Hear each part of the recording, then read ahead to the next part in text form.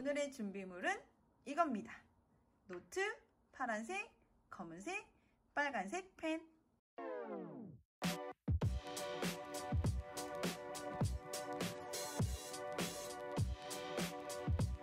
오늘 우리가 배울 내용은 제7강 구름과 강수입니다. 교과서 70페이지에서 75페이지에 해당하는 내용입니다. 1. 구름. 구름이란 물방울이나 얼음 알갱이들이 모여 하늘에 떠 있는 현상을 말합니다.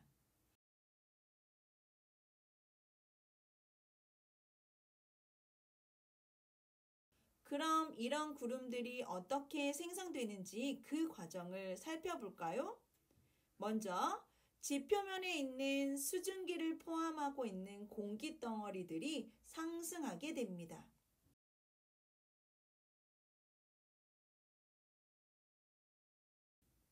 이때 상승하면서 기압이 낮아지기 때문에 이 공기 덩어리의 부피가 증가하는 단열 팽창을 하게 되는데, 이때 수증기 입자들이 팽창을 하기 위해 에너지를 소비하므로 기온이 낮아지게 되면서 이슬점에 도달하게 됩니다. 이렇게 단열 팽창으로 기온이 하강하면서 수증기가 응결하기 시작하는데, 이때 공기 중에 있는 수증기의 응결을 도와주는 응결핵의 도움으로 구름이 생성됩니다. 이때 공기 중에 있는 먼지나 소금 입자들이 응결핵 역할을 하게 됩니다. 다시 한번 정리하면 수증기를 포함한 공기가 상승하면 단열 팽창이 일어나고 기온이 하강하면서 이슬점에 도달하게 되어 수증기가 응결하게 되는데, 이때 먼지, 소금 입자들인 응결핵의 도움을 받아 구름이 생성됩니다. 이렇게 구름이 생성되는 과정 꼭 기억해 두세요. 이번에는 구름 발생 과정 실험을 통해 구름이 발생하는 원인을 다시 한번 확인해 볼게요. 먼저 페트병에 물을 조금 넣고 페트병 내부의 온도 변화를 측정하기 위해 액상 온도계를 넣은 후 간이 가압 장치를 설치합니다. 간이 가압 장치 펌프를 여러 번 눌러 페트병 내부를 압축시키면 페트병 내부 기온이 높아지면서 페트병 내부는 깨끗하게 맑아지는 현상을 관찰할 수 있습니다.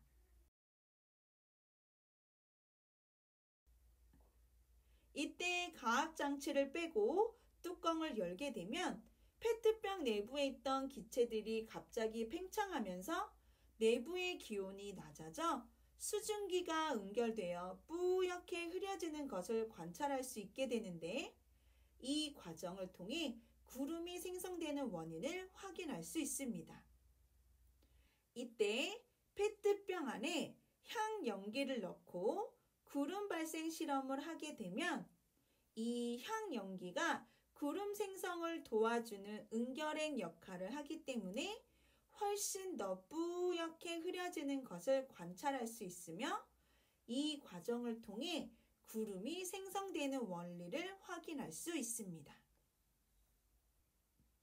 구름은 지표 근처에 있는 공기가 상승해야만 생성될 수 있습니다. 그럼 이제 구름에 생성되는 공기가 상승하는 경우에 대해 살펴볼까요? 먼저 지표면의 일부가 가열될 때입니다.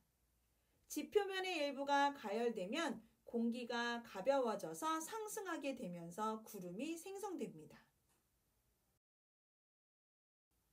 두 번째, 이동하는 공기가 산을 타고 오를 때입니다. 공기가 이동하다 산을 만나 산을 타고 상승하면서 구름이 생성됩니다. 마지막으로 찬 공기와 따뜻한 공기가 만날 때입니다. 찬 공기와 따뜻한 공기가 만나 따뜻한 공기가 찬 공기 위쪽으로 상승하면서 구름이 생성됩니다.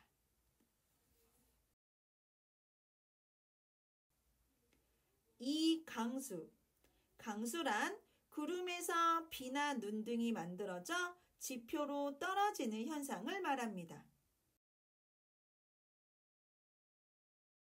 이때 구름 입자들이 100만 개 정도 모여 빗방울 크기만큼 성장해야만 강수가 일어납니다. 그럼 강수 현상이 일어나는 과정에 대해 알아볼까요?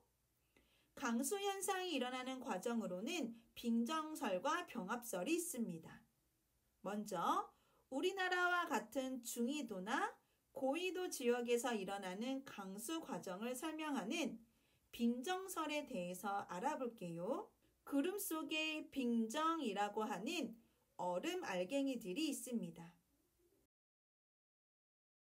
이 얼음 알갱이 주변에 수증기가 달라붙으면서 빗방울 크기만큼 성장하여 비나 눈 형태로 지표로 떨어지게 되는 과정을 빙정설이라고 합니다. 이번에는 병합설에 대해 살펴보도록 할게요. 병합설은 저위도 지역의 강수 과정을 설명하는 강수 이론으로 온도가 높은 저위도 지역은 구름 속에 얼음 알갱이들이 생기지 않고 구름 속 작은 물방울들이 모여 큰 물방울이 되어 빗방울 크기만큼 성장하면서 비 형태로 지표로 떨어지게 되는 겁니다. 오늘 공부한 구름과 강수 다시 한번 필기한 내용을 보면서 꼭 복습해 주세요. 그럼 우리 다음 시간에 만나요. 안녕.